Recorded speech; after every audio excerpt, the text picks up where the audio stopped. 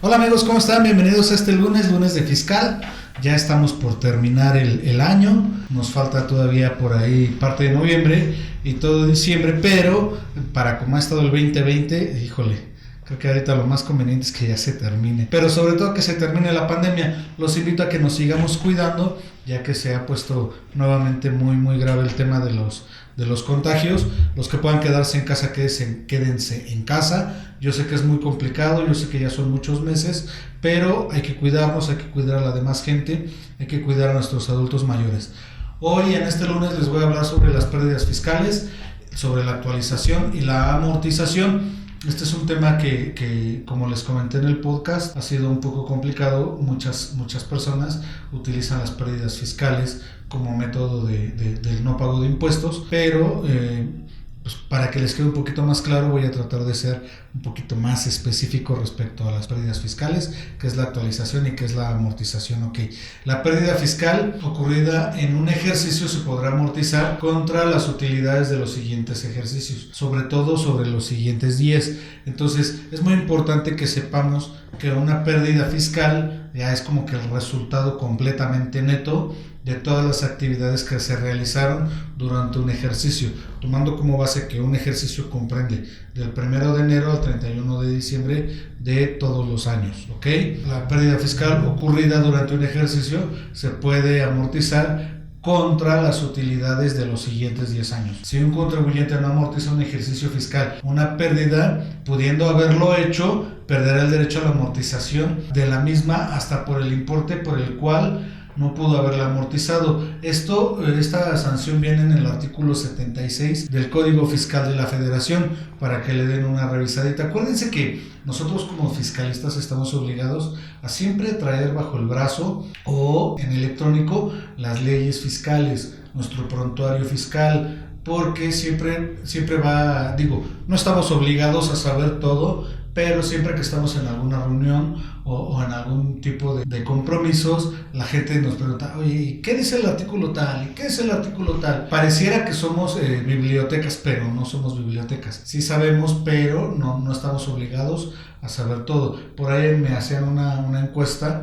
Bueno, no es una encuesta, me hicieron una pregunta respecto a un tema de carácter municipal, de cómo un ayuntamiento podría hacer algún tipo de recuperación por cuestiones obviamente de privacidad. No puedo comentarles como tal la pregunta, pero sí fue una pregunta que de verdad me puso a pensar, y la pudimos resolver al paso de un par de días, porque sí estaba un poquito complicado, pero normalmente la gente piensa que sabemos todo, y efectivamente no lo sabemos, pero sí podemos resolverlo trayendo siempre nuestras leyes a la mano. Los invito a que traigan sus leyes y que lo tomen como debe de ser. Bueno, en el caso de escisión de sociedades, las pérdidas se deberán dividir entre las sociedades escindientes y las escindidas, en la producción en la que se divida la suma del valor total de todos los inventarios y de las cuentas por cobrar relacionadas con las actividades comerciales que de esa escindiente se realizaban. Preponderantemente dichas actividades o de los activos fijos, cuando la sociedad escindiente realizaba preponderantemente otras actividades empresariales. O sea, en español, que cada quien se lleve la parte del golpe que le corresponde, y se tendrán que dividir las pérdidas en la proporción en que se realice la división de las empresas. Hablemos un poquito sobre pagos provisionales y de la declaración anual de personas morales del título 2. Podemos decir que en general los pagos provisionales son los anticipos que pagan los contribuyentes a cuenta del impuesto. Acuérdense que nosotros tenemos un impuesto que se llama impuesto de la renta. Ese impuesto se paga de manera anualizada, pero nosotros, mediante los pagos provisionales, tenemos que ir haciendo pagos a cuenta del pago anual. Es decir, cada mes debemos de aportar la cantidad correspondiente a los actos o actividades que tuvimos durante un mes o durante el ejercicio correspondiente. Es decir, nosotros durante todo lo que facturamos durante un ejercicio que corresponde a 30 días, ese ejercicio tenemos que declarar un impuesto a la renta y eso se va a ir abonando para que cuando lleguemos a fin de año no tengamos que desembolsar cantidades exuberantes de dinero para cubrir nuestro impuesto sobre la renta, ¿ok? Esto se presenta los días 17 de cada mes y obviamente debemos de pagarlos el mismo día de la declaración para que se considere que está hecho en tiempo y forma y fondo nuestra declaración, ¿ok? Obviamente estos serán restados al final del ejercicio y eso lo podrán encontrar en el artículo 14 de la Ley del Impuesto a la Renta. ¿Cómo se determinan los pagos provisionales del ISR para las personas morales o para las sociedades mercantiles? Bueno, debemos de distinguir qué clase de persona moral determinaremos el pago, es decir, si es sociedad mercantil o sociedades y asociaciones civiles. Si es sociedad mercantil, se procederá a realizar un cálculo determinando el coeficiente mercantil, es decir, la utilidad fiscal más la deducción inmediata entre los ingresos nominales. Así vamos a calcular nuestro impuesto sobre la renta.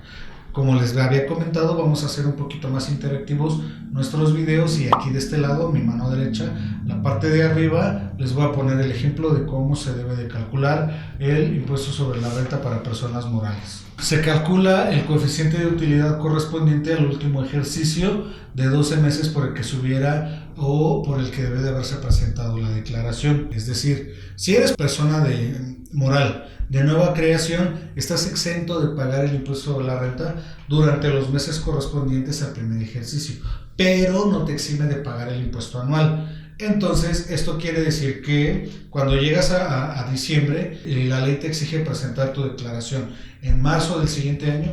En ese momento, entonces, deberás de pagar el impuesto sobre la renta anterior.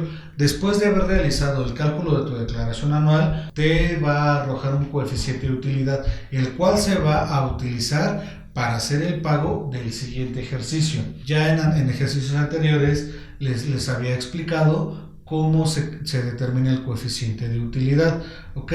Tratándose del segundo ejercicio fiscal, el primer pago provisional comprenderá el primero y el segundo y el tercer mes del ejercicio, es decir, enero, febrero y marzo, y se considerará el coeficiente de utilidad del primer ejercicio, es decir, ninguno. Cuando después de que se presente la declaración, debemos de meter una declaración complementaria para actualizar esos meses. Cuando el último ejercicio no resulte un coeficiente de utilidad porque tuvimos una pérdida fiscal, se aplicará el correspondiente al anterior y ese será hasta en más de 5 años a aquel en que se debió de efectuar los pagos provisionales, pero siempre y cuando tengamos pérdida. Si no tenemos pérdida, debemos de utilizar el coeficiente de utilidad correcto, por favor. ¿Cómo se determina el impuesto sobre la renta para las sociedades y asociaciones civiles? Tomamos un coeficiente de utilidad y es la utilidad fiscal más la deducción inmediata más los anticipos a socios entre los ingresos nominales. De esta manera se va a calcular nuestro coeficiente de utilidad, pero sí debemos de ser muy conscientes de que en algunos casos no aplica la deducción inmediata. Acuérdense que la deducción inmediata dejó de funcionar en el 2019, solo aplicó para el ejercicio 2018, ¿ok? En el caso de las sociedades civiles y asociaciones civiles, es importante analizar que en efecto tiene repercusión directa el coeficiente de utilidad, ya que lo aumenta de manera directa. Sin embargo, los anticipos a socios, de acuerdo a la fracción 2 del artículo 110 de la Ley del Impuesto sobre la Renta, se consideran asimilables a salarios, por lo que recomendamos que en lugar de pagar impuesto sobre la renta, se opte por distribuir las utilidades entre los socios, recordando que por cada socio se tendrá derecho al subsidio acreditable al 100%, disminuyendo considerablemente el monto del impuesto sobre la renta a pagar. Esto ya es un tipo de estrategia del cual tendremos que informar al SAT. ¿Qué se consideran ingresos nominales para el coeficiente de utilidad? Todos los ingresos acumulables que estén en facturación, excepto el ajuste anual por inflación acumulable. Eso no se considera ingreso nominal para el cálculo del coeficiente de utilidad. Los ingresos acumulables y el efecto del inventario acumulable, a pesar de que se considera el inventario como un ingreso, que es completamente acumulable, en realidad es un costo, toda vez que dichas cantidades no representan en sí mismas una entrada de dinero a la empresa.